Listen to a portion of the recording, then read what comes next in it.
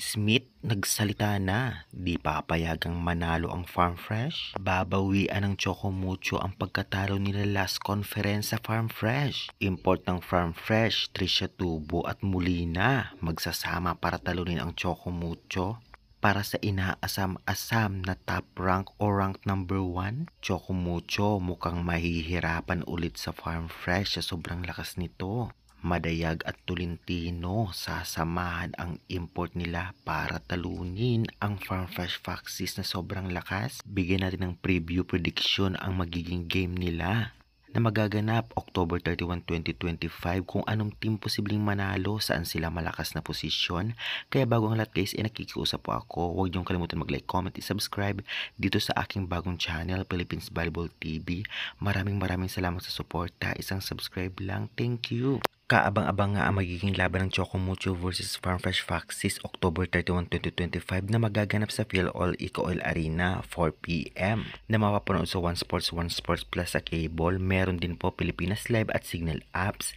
Bigyan natin preview ang magiging laban. Wala nakaraang conference ay natalo nga ang Choco Mucho ng Farm Fresh. Maulit pa kaya ang sumpang ito ngayon na reinforced conference na mas lalong lumakas ang Farm Fresh Foxes na makakaharap nila? Well, kitang-kita naman natin na talaga namang lumakas at confident ng maglaro itong si Smith, ang import ng Choco Mucho, na hindi daw basta-basta ibibigay ang laro dahil ilalaban ito, lalong-lalo pa gusto niya talagang makaharap ang malalakas na team kagaya ng Farm Fresh. Kung noon na nasa mababang rank, ngayon ay isa na sa top rank teams. Dahil nga sa tulong nitong si Hardy, syempre ang import nila samahan pa ni Molina, Tubo at mga manglalaro sa Farm Fresh na kahit sinong ipasok ay very effective.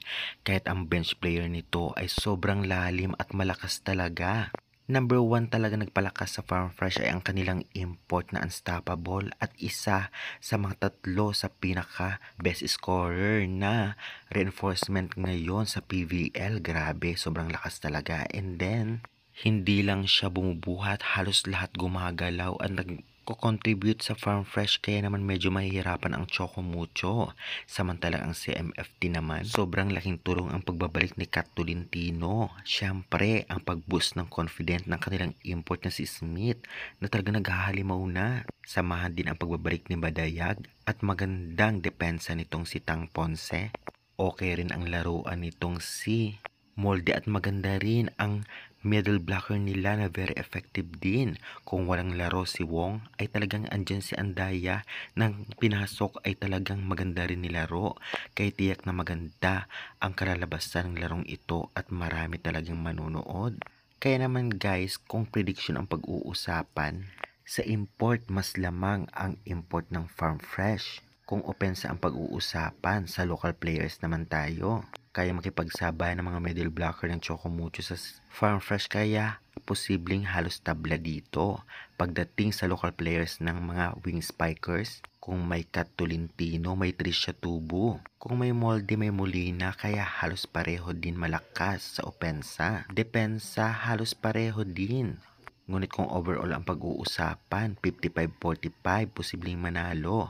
55 sa Farm Fresh, 45 sa Choco Mucho, ganun pa man ay bilog ang bola. At hindi natin alam kung sino talagang mananalo, kaya abangan na lang natin. Kaya guys, sa tingin nyo ngayon sa conference na ito, alin mas malakas o alin ang may chance manalo? Kung baga ay i-comment nyo na yan at huwag kalimutan mag-like, subscribe for more updates. Guys, pa-subscribe dito sa new channel ko. Maraming salamat sa support nyo. God bless.